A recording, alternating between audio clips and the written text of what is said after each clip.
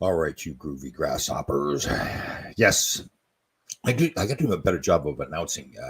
I said that we were going to go live at 10 o'clock Thursday all the time. Again, we are recording the Full Change podcast again on Thursday, just the availability of our guests. So we're going to go today. I apologize. I got to do a better job of making sure everybody knows that we go live when we change it. How's everybody doing? Nobody's here yet. I don't see why, because I didn't announce to anybody that we were going to do it today. So maybe I'll just talk to myself for an hour, which is, I've done that quite a bit. All right, I was reading the news before we get on here, where the FDA now has decided that the most popular decongestant out there, it's called phenylephrine, I think it's called, that's how you pronounce it, is ineffective. So everybody's been taking it. They can probably the company that makes it is probably making millions of dollars, if not trillions of dollars off it. And then all of a sudden, oh, it doesn't work. Surprise, surprise. But we trust you. We trust you that the vaccines are all safe and everything. Yeah. Oh, my goodness. My goodness. Well, just a little while people are coming on. Things appear to have cleared up with the dog situation. But when I first moved in this place, it was beautiful. Like, trees and the grass was nice and green and everything. Barry Shelley. Oh, Barry Shelley's at the beach. That's right. It's up there, brother. That's right. At the beach. I can just see him walk around in a little Speedo, little banana pocket. Is that what they call it? Banana pocket thing? Barry Shelley, the sexy bugger he is. So yeah, the grounds was fantastic. Now it's turned into people just park wherever they want to park. There's assigned spots. People don't even park in the spots anymore. Just parking on where they really want to park, doing whatever. Dog poop all over the place. Dogs running around with no leash on. People parking in my parking spot. Yeah, and it's the attitude too. And I'm watching another guy. I can look out my front window and they can see the garbage dumpster. And they get, it's the big dumpster, the big steel dumpster. Lorraine, how are you doing, magical creature? And they've got a nice wooden fence around so you don't see the actual dumpster. Big doors, you open up and put the garbage into the dumpster. You just got to lift the lid up. It takes about 10 seconds to do it. So I watched this guy, and I'd seen him before, this guy too.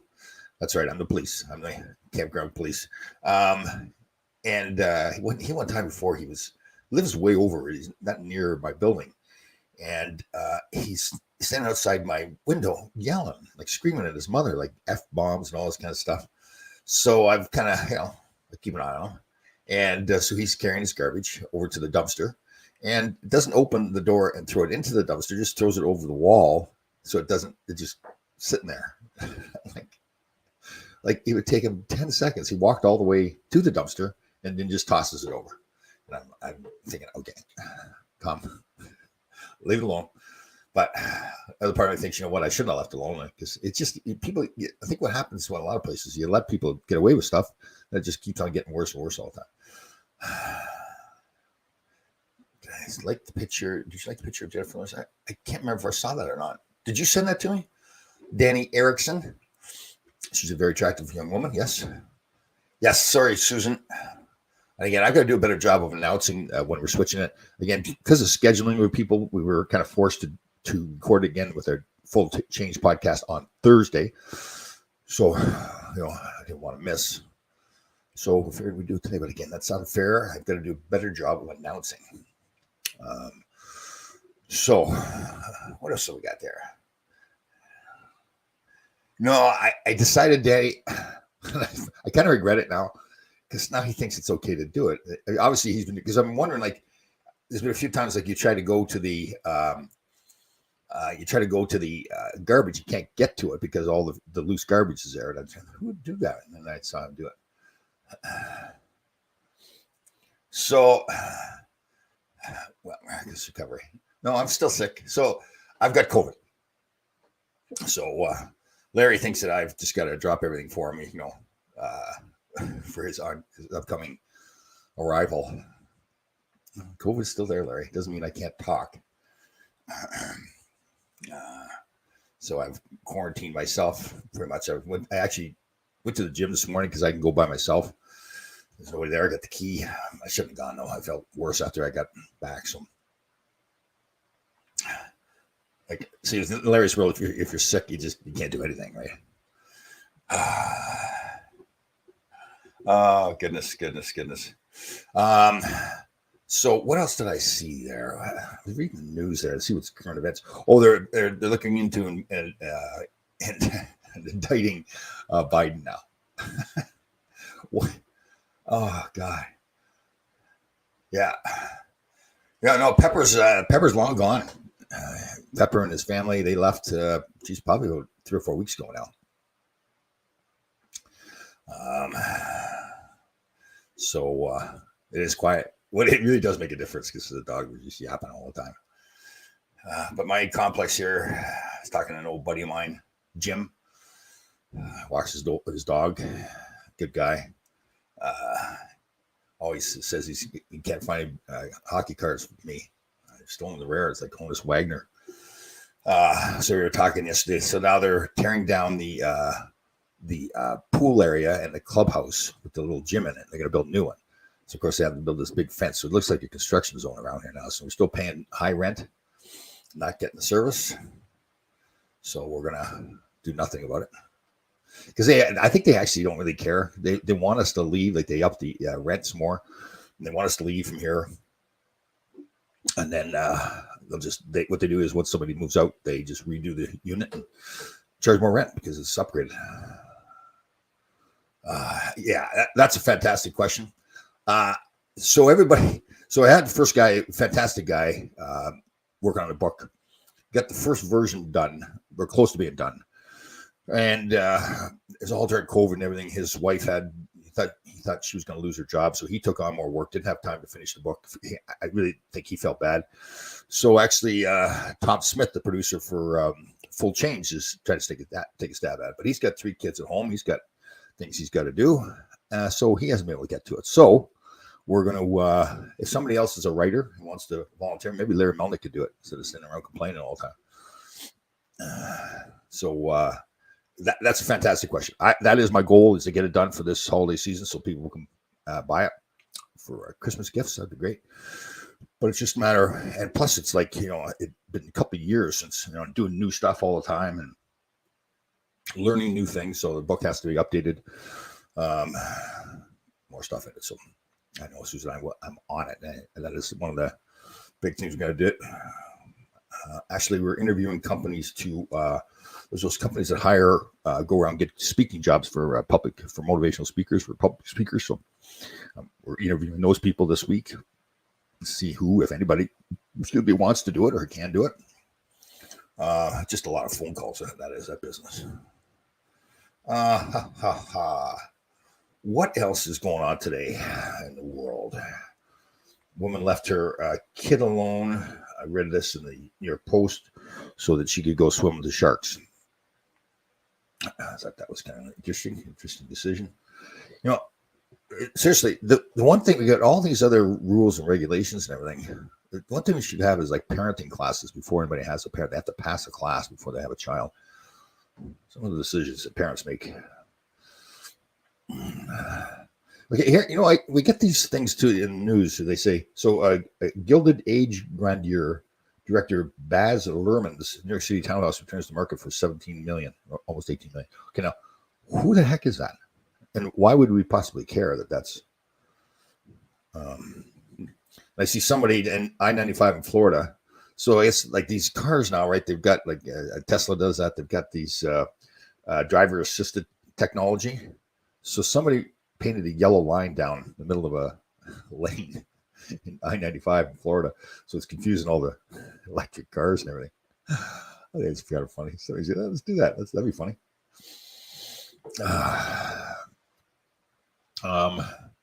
What else is happening? Mimsy, you magical creature. How are you? Yes, 9/11. You get the towers up there. Good job.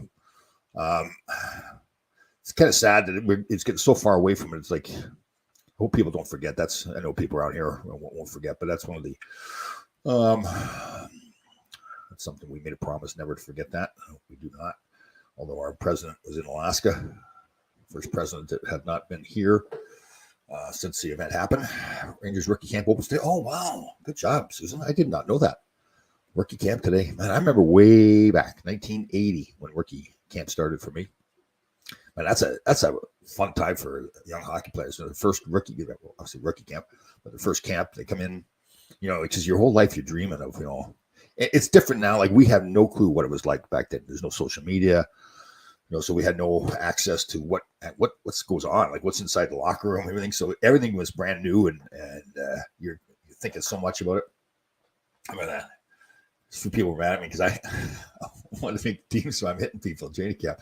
Again, way back then in training camp, the older guys, the veterans, would come out of shape. It wasn't that they're lazy, but it was the theory was that you rest your body during the summer, and then come into camp. And it's a longer camp, more 2-a-day practices, longer time before you start playing your first exhibition game. While the old guys get themselves in shape, but of course, as a rookie, you really can't afford to do that. If you want to make the team, you got to come in shape. So I was fortunate after my senior year of college the year before. I went to New Haven right after that and played in the playoffs. So I kind of had a feel for what I needed to do. Needed to get bigger and stronger. And I had a really good summer working out, and came into camp, and I was hammering people. Phil Cezito was mad at me one time. I hammered him. I remember Dave Maloney yelled at me one time too. I hit Don. Dave wasn't even in the practice. He was standing by the side of the boards, and I hit Don and knocked him down. And Dave started yelling. Guys, I mean, it's just you want to make the team, right? And I wasn't going to make the team by scoring goals, so I had to hit. It worked out all right, but I'll never forget the field when I hit Phil. Man, laid him out like he's coming through center ice, and I think he's assuming, well, nobody's hitting. It's like third or fourth day of camp. So I hit him and knocked him down, and the building just where I play that too went quiet. Man, there was no noise whatsoever. And he's yelling at me. He gets up, man, he was hot. And that was one of the weirdest feelings too. I was thinking, oh, what did I do to my career? Just hit Phil Cezito, but turned out good. He calmed down after, and I told people the story that he came in the locker room, came walking over to me. I'm thinking, oh God, here we go again. And he said, he says, you really want to make this team, don't you? I said, yeah, Phil. I think I said sorry to him. I can't remember. And he says, all right, I respect you for it. He said, but just don't do it again. Okay. Oh, man. Yeah, camp was fun, though. Yeah. 2-a-day practices. And the guy, the veteran guys that are on the team, they haven't seen each other all summer long, most of them. So, it's, they're going to have a few beers, too. Fun. Yeah, it really changes because, again, that first camp, you just don't know what you're in for. Then later on, like by the time I got out to LA, we had camp, and Wayne's on the team. We I've told the story. Our first day of camp, you have physicals in the morning, and then you have some time off, and you go back for a meeting at night. And again, we had such a veteran team. Wayne and Dave Taylor, Larry Robinson, myself, John Tonelli, there, Timmy Waters, just all veteran guys. And so we decided to go to an establishment where women dance, and they have the private rooms. So we had the whole team there. It was like 20, 25 of us in this private room, and so all the girls. There's no other girls outside for other people have dances, so they're all in the room with us. And we're taking a pair. It's awful. We're taking a pair of panties, put them over. They have a camera inside the room so they can see what's going on. So we blocked that camera. Of course, they didn't care. We just kept saying all day long. We were there for a while too, and had quite a few cocktails. Well, we're with Wayne, so we can do it. I think it wasn't his first camp; it was his second camp. And then so we went back for the meeting, and Rogie Vachon was our general manager. Great guy, and it was totally unfair to him because now we get a bunch of men who've been drinking beer all afternoon, and we were giggling like little kids and everything. And he's trying to have this serious meeting about what's going to go on during the season, and we shouldn't have done it to he's such a good guy too. So that's right. We're going to see the Loose Cannon in Michigan. I think it's Fraser, Michigan. I think right. So it's a really nice guy. Joe Neville is a big Red Wing fan, and he's not part of the alumni there in Detroit, but he apparently has done very well in life. But he skates with the guys every once in a while. So he's putting together an alumni game this year to have. Yes, it is in Fraser, Michigan. Thanks to their Loose Cannon. And he's putting a game together to have the Red Wings. The Bruins are coming in to play the Red Wings in Fraser, Michigan on the 30th of September. I know Loose Cannon will correct me, Martin, but I think it's the 30th at Fraser Rink. And it's the what is it? It's named after some restaurant, the rink, fast food chain. Big Boy. It's a Big Boy restaurant. Big Boy Rink. I think that's called what it's called. And so he was he got a hold of me through the head of the Bruins alumni is Frank Simonetti. And Frank and I know each other. We played a couple of games, 9:30 at the Big Boy Arena. So I don't know if that's sold out yet or not, but so Frank put us together, myself and Joe Neville, and he wants to do the same thing with us, the Ranger alumni, next spring. Be April or March, April or May, I think it is. He sent me a couple of dates, and so he's flying me in for this game, the Bruins and the Red Wing alumni, to see what happens, how well it's run, all that kind of stuff. So I kind of come back, and he's going, man, he's quite a guy. He's going it's for charity, for children's charity. I don't know if there's a specific children's charity or not, but it's for children's charities. That's his charity of choice, and he's paying for the guys to come in, paying them. So he's going all out to make a real first class event. Typically, some of these games they'll try to raise money by having people pay to play with the alumni players, but he wants a full roster, so it'll be good. He's I think I'm staying downtown at the Hard Rock. Yeah, Hard Rock downtown Detroit, I think. He's put me up, so he's flying me in, put me up there. So it's looking forward to it. So I've never met the Loose Cannon and Pam Ahi. That's right, Ahi Mahi Ahi, Mahi Ahi. So we'll get to meet them finally in person. Maybe they'll realize that I'm not that nice a guy. So that'd be fun. That'd be a good trip. So I lived in Michigan. Well, I went to school in northern Michigan, but that's way up north. And lived in Birmingham, Bloomfield Hills area. That's where we lived. Christine Golembeski. Hey, Christine. How are you? We did a show with another Christine Simonelli, I think it's pronounced properly. Really nice person. Her husband works for the Rangers. I think he's in ticket sales. I've met him a few times at events. And then they were invited to Jackie Farrell, now Jackie Farrell's wedding, and sat with them. And she's a really interesting person, pediatrician, but really into the mental health side of it too. Like really, obviously the physical part of being a pediatrician is very important, but really understanding kids' traumas that they go through, stresses on them, especially nowadays with social media and everything. So we had a talk at the table, and really well-spoken, intelligent woman. So I had her on the show. I thought she was fantastic on the show, really knowledgeable about that part of the treating young kids. How hard is it for a team to suck it up and play after a devastating? Well, that's a good point. So everybody saw Aaron Rodgers on Monday night played four downs and ruptured his tendon, I think, or whatever it was. So he's done for the year. Maybe he's done for his career. Who knows? Well, it's early enough in the year that you can regroup. Part of what's going to happen is, I mean, you come in. I witnessed it with Gretzky. So I was there in LA first, and he got traded there. Now you automatically you become a better team. Like I became a better player because I felt like, man, we really got a chance of winning now. Like really, you don't realize you're not intentionally not on top of your game, but now you go to a new level. You think, wow, this is the center of the universe now, the hockey universe. So with Rodgers, I'm sure there's a few guys that came here because he was coming in and increased their chances of winning a Super Bowl. So that's going to be the thing now. What do they do with that quarterback position? They're saying that Zach, what is that? Zach, whatever. The young quarterback, it doesn't seem like anybody's got any confidence in him, right? So now you're going to go in every game thinking, okay, we started off thinking, okay, we got Aaron Rodgers, probably one of the top 5 quarterbacks that ever played the game, as per Boomer Esiason, our buddy Boomer Esiason. That's what he said. I tend to agree. So now you're going from him thinking, okay, we got a chance to win every game and the Super Bowl because he's there. And they also, the team they put around him is a really good team, good defense, wide receivers, all that. So now it's really the coach's job to say, okay, to get the guys in the locker room to believe that they can still win. Now, Zach Wilson, right? Yeah, Zach Wilson. So he and the coach, Rob Saleh, former Northern Michigan football player, actually. That's where I went. Yes, thank you, Susan. Zach Wilson. So he's coming out publicly saying that Zach is their quarterback. But I got to believe that they're looking around for other quarterbacks. I mean, you don't go assemble the lineup that they put together here with the thought that they're good enough to win a Super Bowl. No guarantee, but they're good enough to be one of the 5 or 6 teams to win a Super Bowl this year.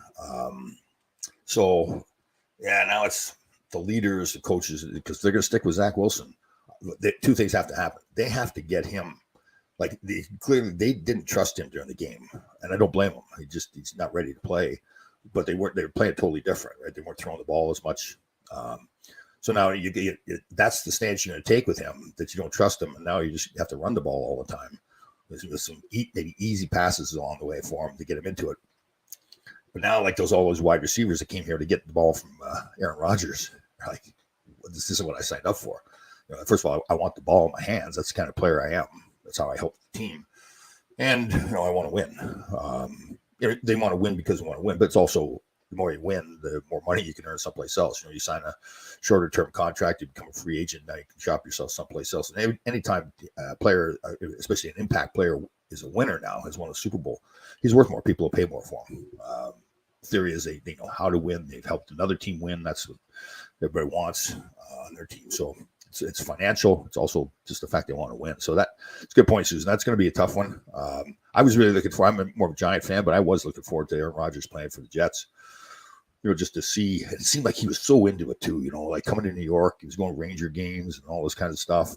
Getting into the whole New York scene. Apparently, he was in fantastic shape, and really he was being a leader. Apparently, he'd take over the meeting rooms, and I think I heard a story one time they're in a practice, and the defense did something wrong. Well, he's an offensive player, obviously, but he stopped and told the defense what they did wrong, what they should have done. And apparently, the way it sounded was it wasn't like in an arrogant kind of way. It was the guys were all really embracing it because he's getting involved. He's not just showing up here, and he didn't take a huge pay cut too. So that is going to be a tough one. Kind of.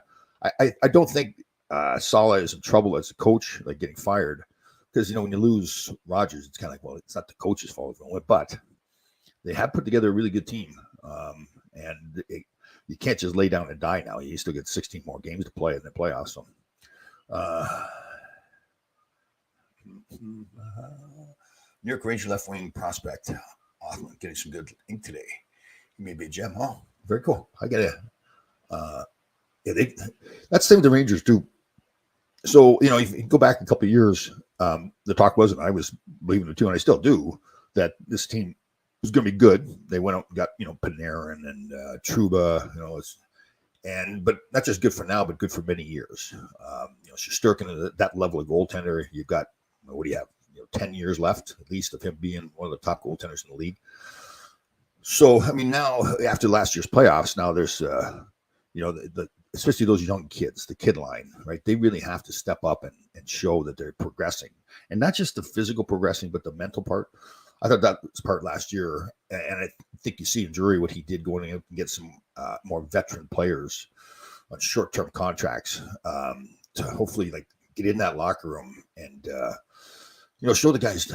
It's like there's one thing being an NHL player, but there's another thing being a professional, like really showing up every day at practice, doing your job at practice, so you're prepared. Get yourself prepared for every game. There's going to be bad times. You're going to make mistakes. How do you handle all that stuff? There's just going to be times where you have bad games, but you can't just throw those games away or let that now continue for weeks at a time where you have a real bad stretch. And then obviously the big thing, obviously making the playoffs, but then being prepared for playoffs too. And how do you win those games? And I think that was the disappointing part. That's the disappointing part for the Rangers last year, especially after the playoffs run they had the year before.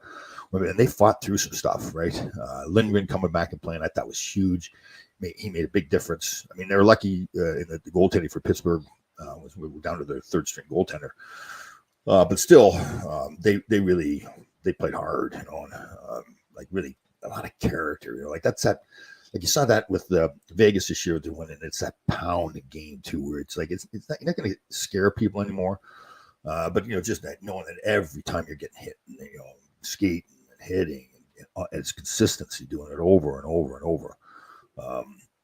It's funny. I was watching on YouTube and I saw the game. My first year was in '81 when we beat LA Kings in the first round. and they had a couple of guys. J.P. Kelly was one of them that was a real hitter.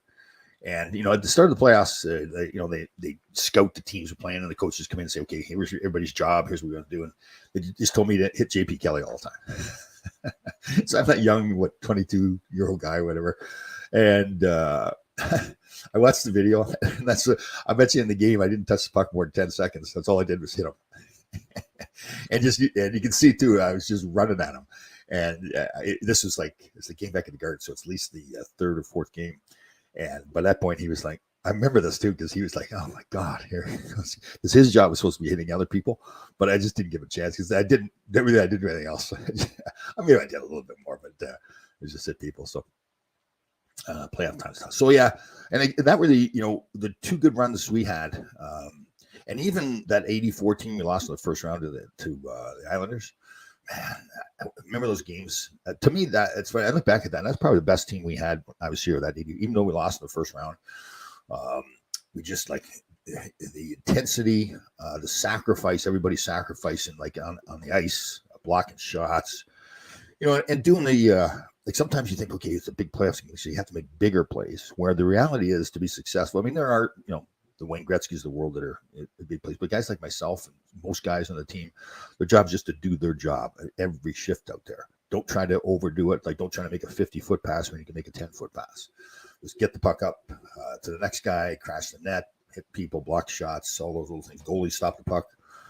And that's, whenever you go on a long run like that, you get that mentality going and you see that you get success, especially when you're a young player. You see how success comes from not necessarily trying to do too much, just doing your job, doing it hard, and efficiently, and consistently. So playoffs are a fun time, yeah. But so the Jets, they've got to move forward. They can't just sit back, especially with the team they've got. But it would be interesting to have some discussions the guys are having amongst themselves. Again, being so fired up, thinking they got a chance of winning the Super Bowl, coming here for that purpose, to play with Aaron Rodgers and win.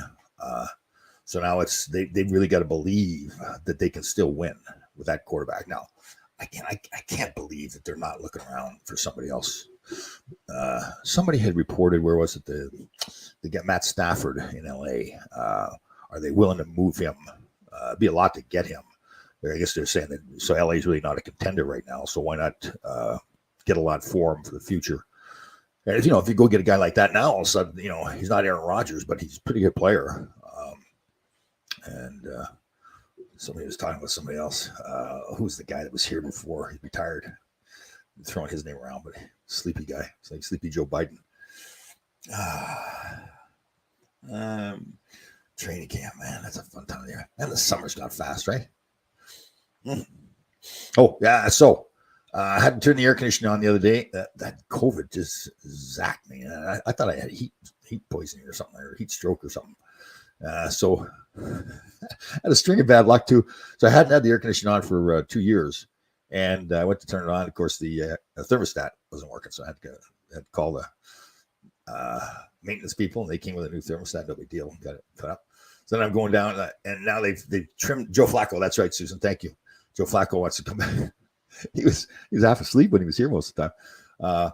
So the thermostat goes out, and then I go out to my car. They trim the trees, so it used to be really nice, like shade and everything. I think they wanted to trim them away from the buildings in case the trees fell down or something during storms. And so now it's less shade. So where I park my car, my truck, my poor car, the sun was beating down on the windshield, and the mirror fell off the windshield. So it's not a big deal. You go to it's happened before. You go get a little kit there, so you clean the window off. The old glue, we put the new glue on, put it back on. But it comes up and I'm going, oh God, can something else go wrong? So that's it. Joe Flacco. Remember he was here? Like it looked like he was on the sideline. He didn't even care. And what's just like the Zach Wilson? He's getting interviewed. And he's asked about Aaron Rodgers. He said, oh, I love him. I love him. Yeah, right. He loves him. Came and took his job. That kid's got some growing up to do, Zach Wilson. I think that's one of the biggest problems. Apparently he's a really talented athlete, but got to learn the game. Right? You watch a guy like Patrick Mahomes play, or Peyton Manning, all those guys that study the game and what the other. They tell stories about Peyton Manning. How he knew like every player on the offensive line. Everything. He knew what everybody's job was. So when he's out there, he's like a coach out there. If they're not doing the job properly, he can correct them. Who's the guy? There's a guy. Is it Murray in Phoenix or whatever? Where apparently he's come out publicly too. It says, I don't need to do that. I just show up and play. Oh man, it's a tough one, especially nowadays. All these other quarterbacks are all prepared all the time and everything. Well, Joe Burrow, they just signed the biggest contract in NFL history. He played like a little baby, I thought, on Sunday there, Cleveland and Cincinnati. Joe Burrow, seriously, he's like, why? And then how about here's a question.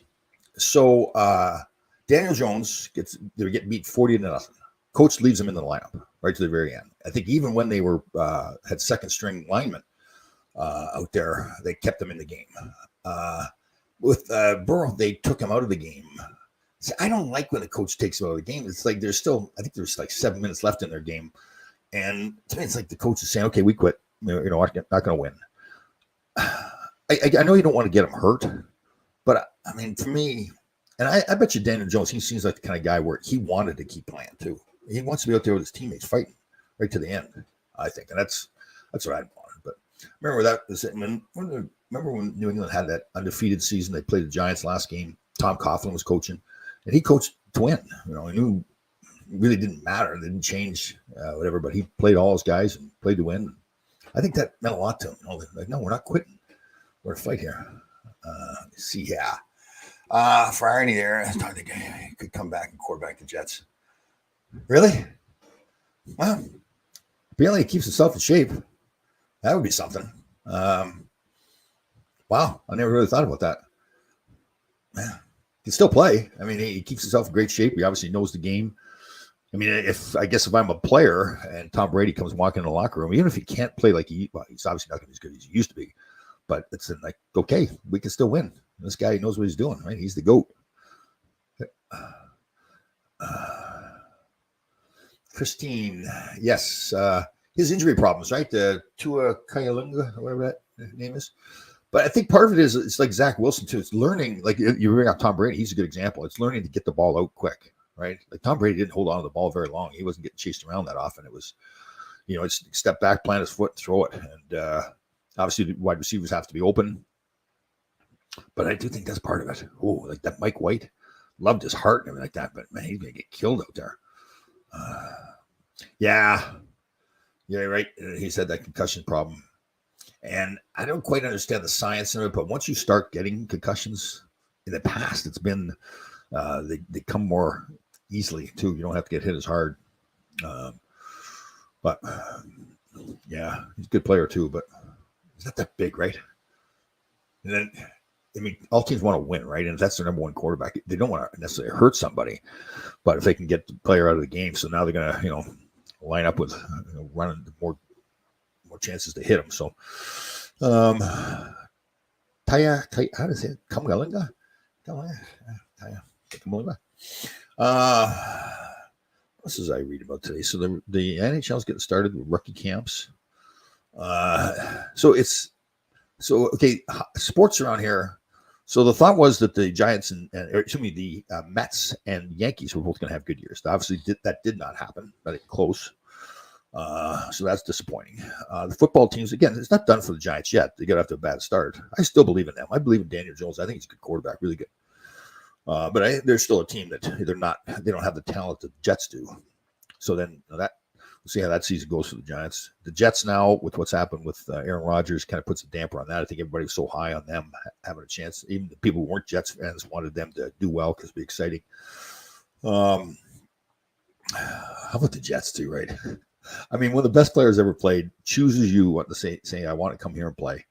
So everybody's all fired up, thinking, okay, finally, maybe the curse is over. We're going to have a winning season, possibly win the Super Bowl. And then 4 plays in, Aaron Rodgers gets hurt. You do kind of think there's got to be something going on. What's one of the theories that Joe Namath did something to put a hex on the team or whatever it is? Oh, they do have some bad luck. I remember back, like even Mark Sanchez came. I thought, man, this guy's going to be a good quarterback. I like him. And then they brought in like Tim Tebow. Like that whole thing, that was a schmozzle. Kevin, I like Tim Tebow. I admire him a ton. But how many times you see, okay, this is a good coach. He didn't take him to the division, or he took him to the conference finals 2 years in a row. Mark Sanchez does. And then they have this stuff where they bring in Tebow in and like alternating plays. I actually didn't think that Tebow, I guess they're saying he could throw. But I thought he was a pretty decent player. The butt fumble or whatever he ran into his old guy, you could tell his. I just felt they ruined him with the whole Tim Tebow thing. That shouldn't be enough to ruin a really good player, but he was playing well, like confidence and everything. He's doing a good job on TV now. Yes, the curse of the Rangers. Yes, I was certainly part of that. Because we had some good teams, especially those years when the Islanders, were winning their cups and going to the cups in the final in '84. And I really, like I said, that '84 team, man, that was a solid team. Goaltending, good defense. James Patrick's coming in, Bubba's there. Yeah, and we had all the right pieces of the puzzle too. Remember bringing in a guy like Larry Patey. Again, not that it wasn't like that star player, but really. Played a role, right? That leadership, gritty role. Like the Islanders had Bill Carroll, so same kind of guy. We had all those role players. Mikko Lennon was good. Man, he's good on power play. Ray Woods and Mark Pavlich.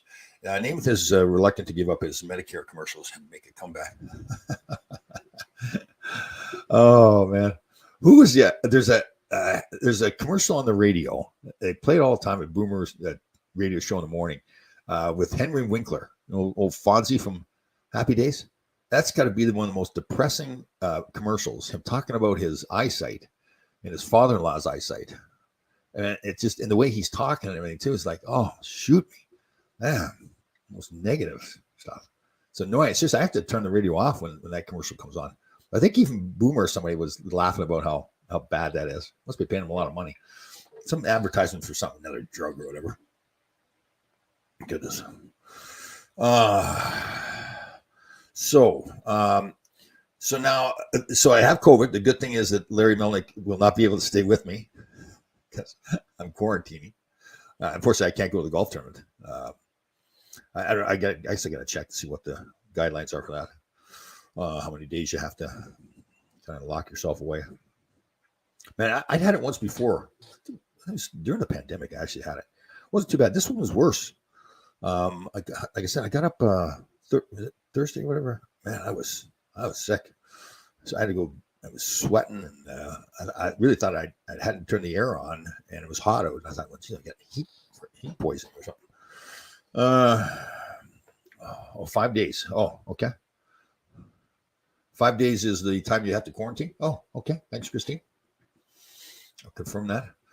Well, we do have. I guess we got to be careful because we got a lot of older guys, and sometimes the health isn't as good.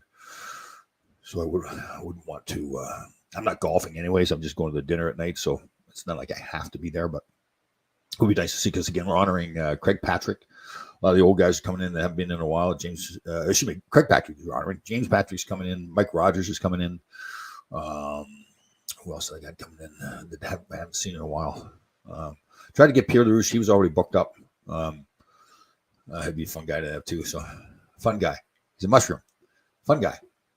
I remember I walked in the vegetable store one day. It's called The Farm in Port Chester, New York. And they must thought it was pretty funny too because the mushrooms was called fungi. Fungus? Fungi? I thought that was pretty funny. Yes. What else is happening? Exciting in the world. Susan, what do you got for us? Anything else? What else exciting topics? Brian Duffy, our veteran, is here. Let me know how you guys liked the Christine that was on. I did that show. She's a pediatrician. I thought she was very good, very informative.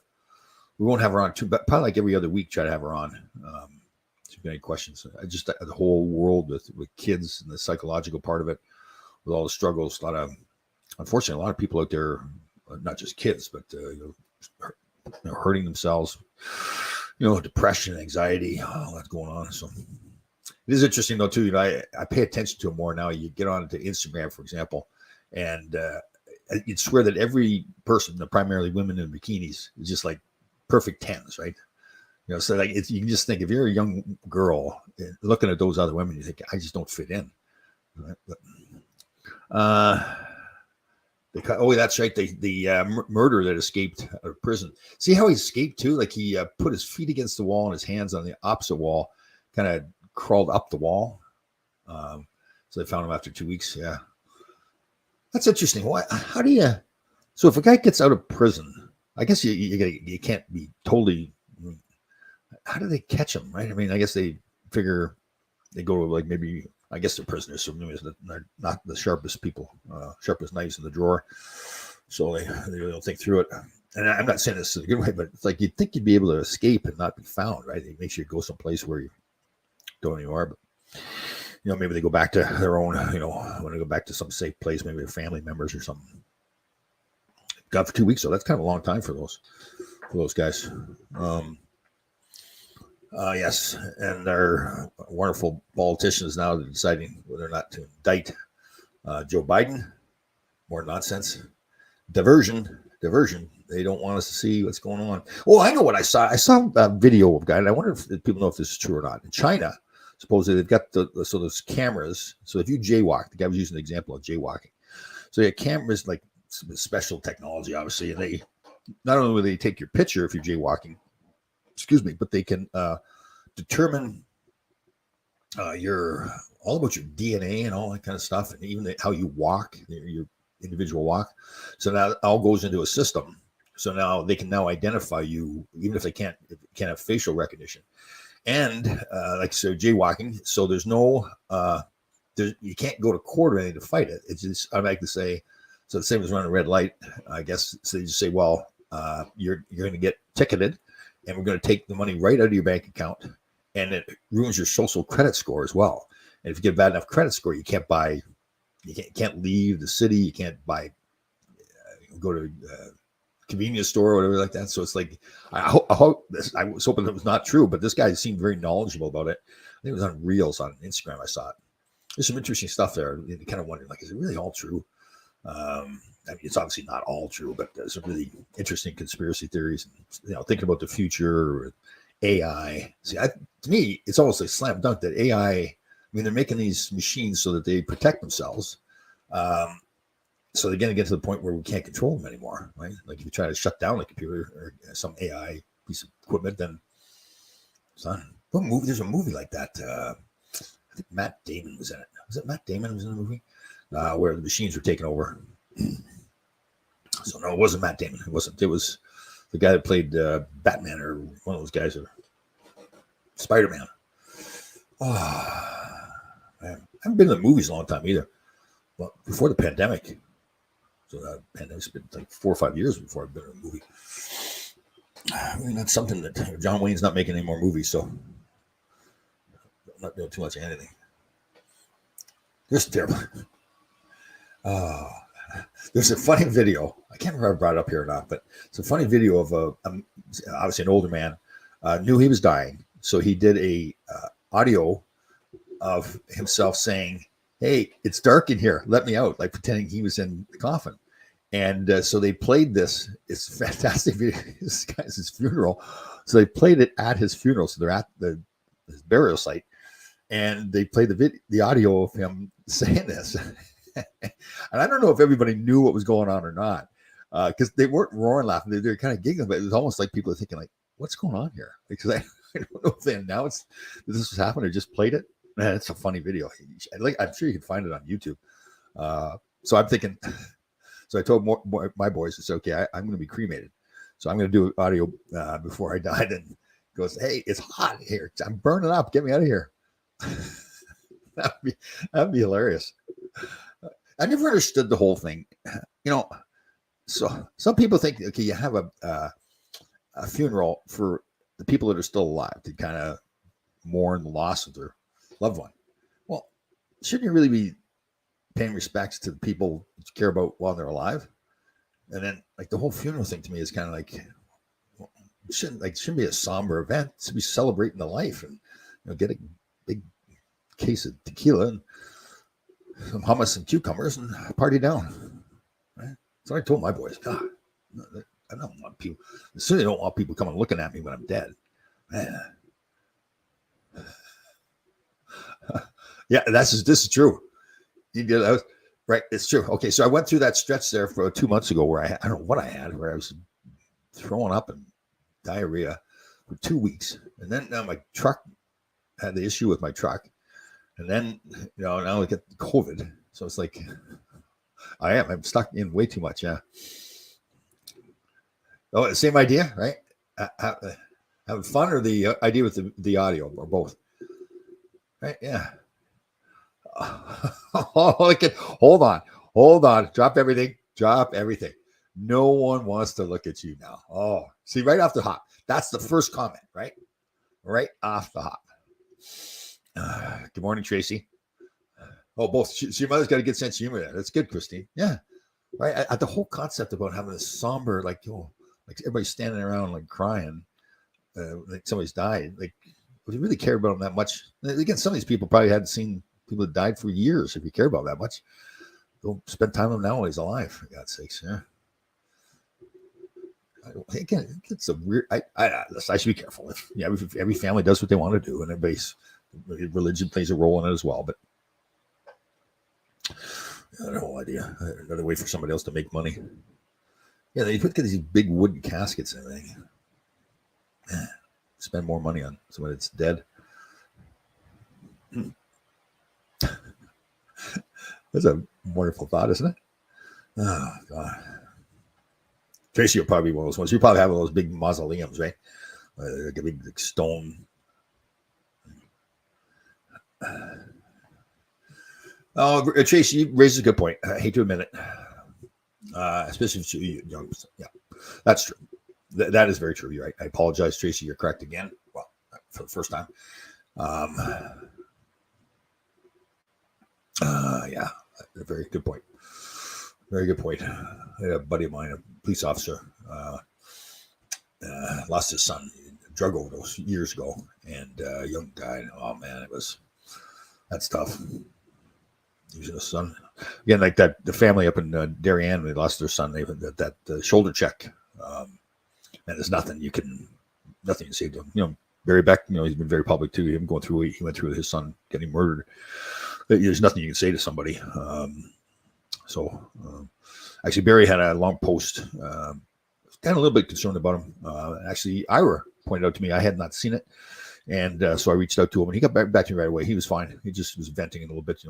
Again, it's just that's what happens. Son, once in a while you start thinking about it, and again, there's nothing. You feel bad because you wish you could say something to him to make him feel better, but you can't. There's nothing. Where am I? That's a good point. We really haven't decided where they're going to spread my ashes yet, Susan. Don't make a big deal about it. Like, you'll throw them out.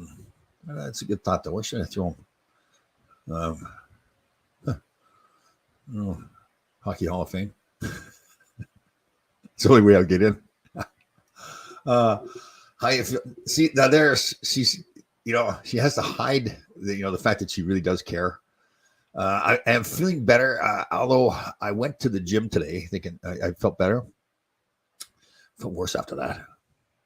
It's more, and it's not an awful thing. Like I've heard some people say that they were wiped out entirely, but it's more like the headache, sore throat, the lack of not being able to taste. You got a funny taste in your mouth. It's like this whole, what it is. But I'd say better than it was. I think the worst day was that Thursday. I didn't realize, I wasn't even thinking that I had could possibly have COVID. And then I was talking to my oldest son, Shane, and I went through the symptoms. He says, "Oh yeah, you got it." I felt bad too because Tom Smith was here. I really wasn't even thinking about COVID, and we were doing the podcast in my little studio here. So we're in close range to each other, and he's got 3 kids at home, wife. But I felt worse than he didn't seem to be worried at all. He's one of those, I think this whole family's like that, like it's overrated. And it is. I'm not concerned about it all. It's like a cold. But again, I have heard people, but that last Thursday, it was, man, that was really, like I said, I thought I had heat stroke. So funny too. Yeah, I guess I got it for more than 2 years without turning the air conditioning on. And of course, go to turn it on and the thermostat doesn't work. There's no big deal. They come and replace it, put a new one in. Spread. Oh, yes. Good thought by you, Tracy Marie. Spread them in the dog park. That's right, too. Oh, that's a good thought. Yeah, that's what we'll do. Yeah, if I'm still living here, we'll just spread it right out the back. Oh, Jesus. I just broke things here. Spread it in the dog park. Oh, man. What else has happened? It's exciting. Tracy's here. What a thrill this is. It's just one of those things this year. You think to yourself, man, I could die from COVID, but then all of a sudden Tracy comes on. It's like, oh, yeah, I'm still alive. Man, it's a miracle. Jim or where you just fed the S, Jim or MSG. So what do we call up the Rangers and say, listen, I'm going to spread my ashes at MSG? No, you're not. We'll let you do it. Yeah. Where would you do it at MSG? They put it up on the roof or something? Oh, funny. Go to the gym would be good. Yeah. Go to the gym.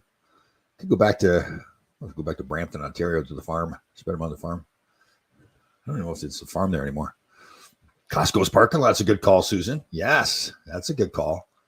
Costco's parking lot. Yeah. I pretty much park in the same spot every time I go there too. So maybe we'll just like build I'll be like Tracy, we build a mausoleum on the parking spot there. Leave my ashes there. So that's my spot forever. Forever. The ocean. I was actually thinking the ocean too. Yeah, I go to the beach there. Christine Golumbesky. So Golumbesky, what name would that be? What nationality would that be? Ukrainian? No, that's not Ukrainian. Actually, I was a guy, Pavel, that works at Costco. See him all the time. He cleans up the carts there in the parking lot.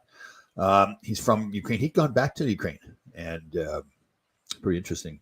He said now they're making it so that they can come off the streets and grab people, young men, as long as they're under 60, just grab them and enlist them. They have no choice. So. Sorry, Jack. I got to do a better job. I said this so again, because of scheduling, we're going to record our Full Change podcast on Thursday this week. It was last week as well, so I shifted this podcast to today, and I did not notify, and I apologize. It's my fault. Also, Golumbesky, that's Polish. Okay, nice. When you want to be cremated, they may use gases that aren't natural and light of fluid. Oh, yep, I'm getting cremated. I'm taking up space. Yeah. Give them to me. I'll give them to Mel. Oh, no, I don't want that to Mel. Mel wouldn't take it. That's that one way. He wants to come and stay here. But he would say, no, I don't want them in my house. Let me see here. Brian's got a question. Do you normally take days off in the gym? Do you believe in any benefit of off days? So I try to, I go to the gym every day. Always trying to change it up. Some days I may go and just stretch. Some days where we meditate more, but I like doing that discipline of going to the gym every day. Now, because of again, it could be with the car when it was messed up or COVID. It seems like life kind of may take, one day every 2 weeks away from me from going to the gym. But I do believe it's funny I say that because I do believe that once I take days off, you do feel more rested and can get better workouts. You come back. But again, I think that's important where you again go into the gym and changing it up. Maybe go for a bike ride, stretch. Don't always hit the weights all the time. And don't always do the same exercises. I have a core group of exercises, but what happens with me? I get some exercises I really like, so I incorporate them a lot in my workouts. Then you get a little stale flows, you add new ones, move around. The muscle memory thing I think is important too, where if you do the same thing all the time, you do get a little stale mentally and physically.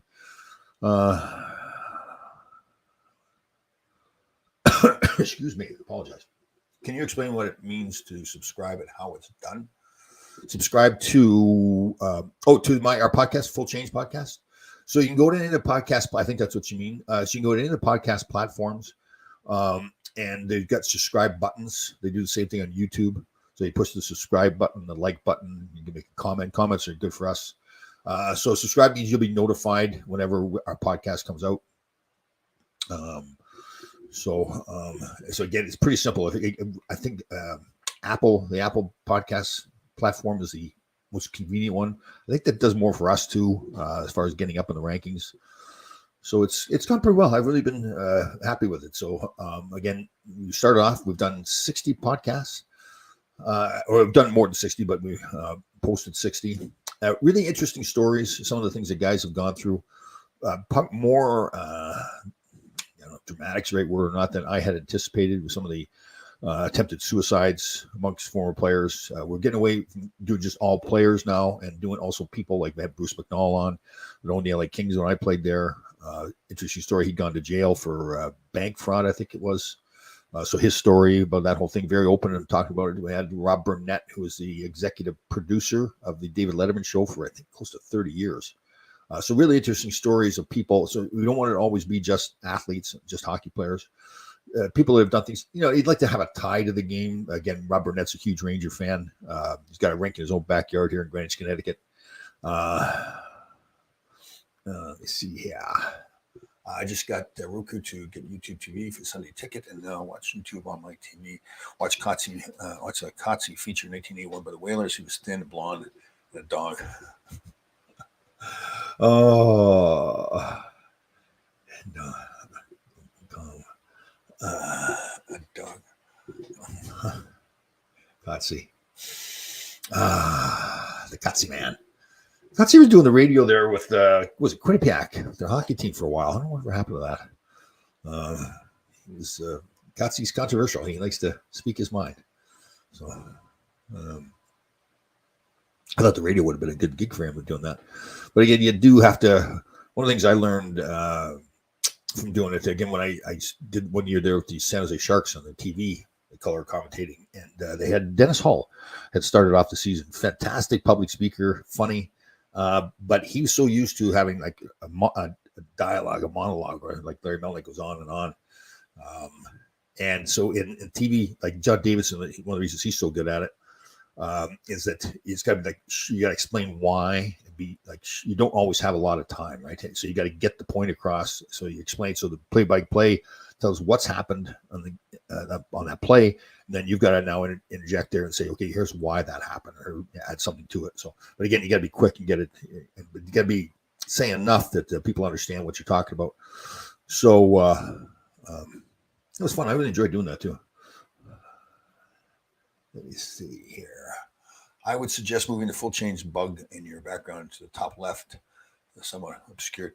Yeah, it's primarily there.